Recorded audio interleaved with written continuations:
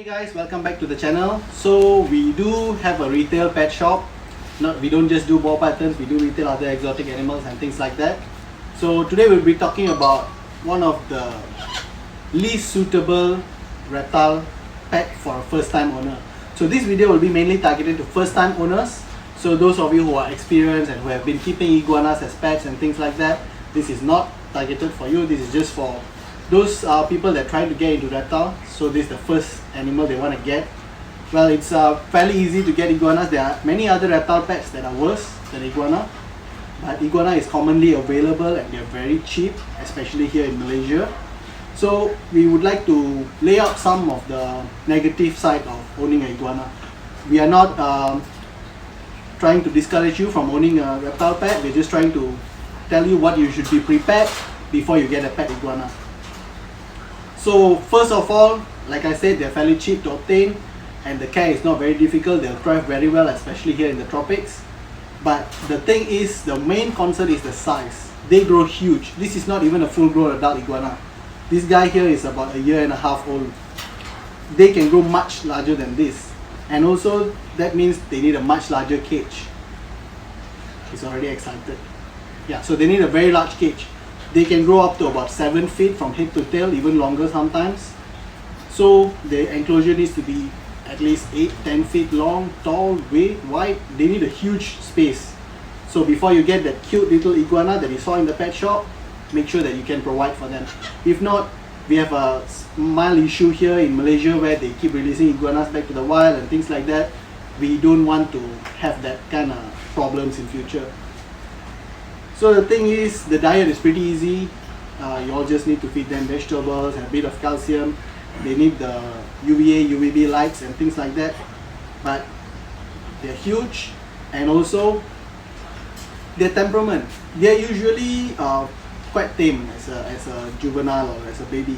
But as they grow, especially males, tend to have a little bit of temperament issues, especially during their mating cycle. They get a bit moody, especially during rainy seasons here in Malaysia, during year end and things like that. When it's rainy and it's cold and they're in the breeding mode, they get quite feisty. They lash their tails and sometimes they do bite. And the thing about iguana bite is it's quite bad. So a full grown iguana biting at you is not something to be taken lightly, especially if you're a first time owner and you have kids around in the house. And okay, sorry guys, the camera battery died. So we're back. As I was saying about them, if they are full grown and they do bite you at full force, it's going to be quite a fair bit of damage because they're huge animals. And that mixed with their unstable temperament as an adult. Not every adult is like that, but there's a chance that iguana could react very badly at certain times if they are not in the right mood. So take into consideration that before you purchase your small baby iguana, as I said earlier. So let us show you a full grown adult now. My friend here, Naufal, will bring over the adult. You can have a look at it. So it's not something that's gonna stay small like you hope that it would.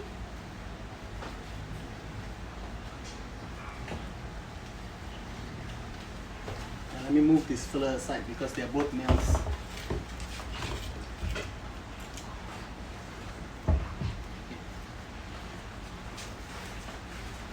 So this is Jabat. So this is pretty much a full grown iguana. As you can see, it's not a small animal, it's a huge animal. So it's going to require a very, very large enclosure for you to keep this guy happy. So I would recommend at least a 10 by 5 by 6 feet high enclosure with some wood branches for the flirt to pass. And as you can see, the other flirt, I don't know if you can see that. That one is getting pretty excited to look at this flirt. They are both males. If we do put them near, they will fight very badly. And another thing I would like to show you is, as you can see, this guy here has a bit of damage at the front of his snout. That is because he kept banging on the cage. Because this fellow was quite far away from him, but he still wanted to get at him. This fellow is quite feisty when this fellow is around. So yeah. So I'll show you guys. I don't know if you can see his hand. His hand is pretty much scratched. And this iguana already had it nail trim and everything, but it's still quite sharp. It's quite a big claw there. So think about all this before you get a pet iguana. Okay. So think about all that before you get a pet iguana. If you do think that you can manage them, because I don't think so there is such thing as a first time owner can't keep certain animals, because I believe with proper research, with proper commitment, anyone can keep any animal with proper dedication too. So if you do decide to get one, like I said, they start small, so you start with a small enclosure. As they grow, you need to upgrade to a very large enclosure. That's just for the enclosure, and that also means it's quite expensive to get a big enclosure. And then you need to get proper lighting, especially if you're keeping them indoor. You need to have UVB bulbs and UVA bulbs. And their diet, they mostly eat vegetables. You can also go for branded food like Mazuri. They're proper, completely nutritious, so you can go for that. And most of the time you have to add on a bit of calcium powder to supplement their calcium requirement. Okay, so this some example of stuff that you need for your iguana other than the enclosure and bedding. So this is a UVA bulb. So basically what it does, it provides heat for your iguana to bask. It's quite important for them. It comes in many different sizes, many different brands. You can even replace it with a hot bulb that works similar way. Doesn't really matter. As long as you have one and you give them the basking spot and space for them to thermoregulate, then you're fine. This is an example of a UVB bulb, sorry.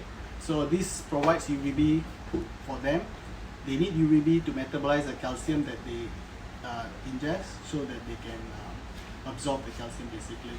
Also comes in many different brands, but this bulb basically you need to get one that's specific for reptiles.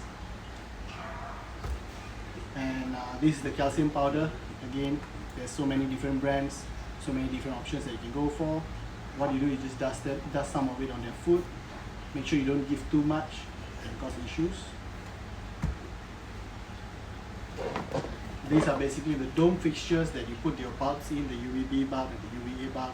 Also you can DIY this thing, and also it comes in many different brands, depends where you live. This is the example of a Mazuri pellet. So basically it's like a kibble for them to eat.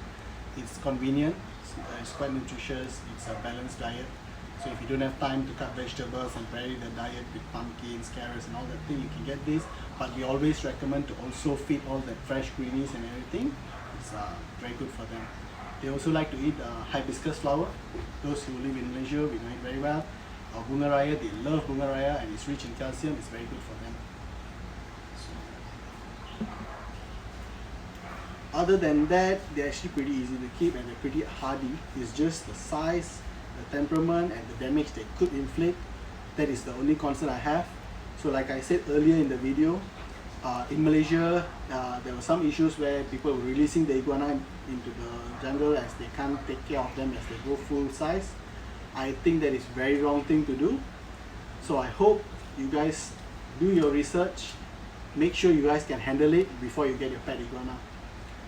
And we'll show you some pictures and videos of these guys outdoor at this step just now. Make sure to like, comment and subscribe our channels. See you next time.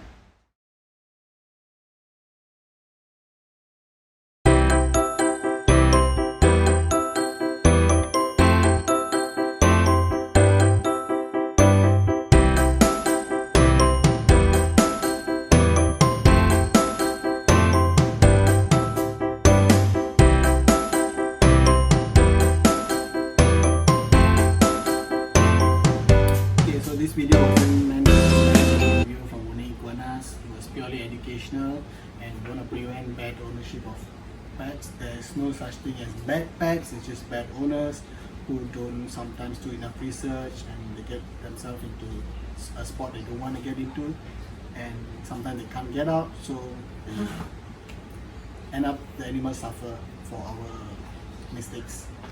So, but if you do all things right, you can want a beautiful, majestic animal like this as a pet, and it's going to be a lifelong pet.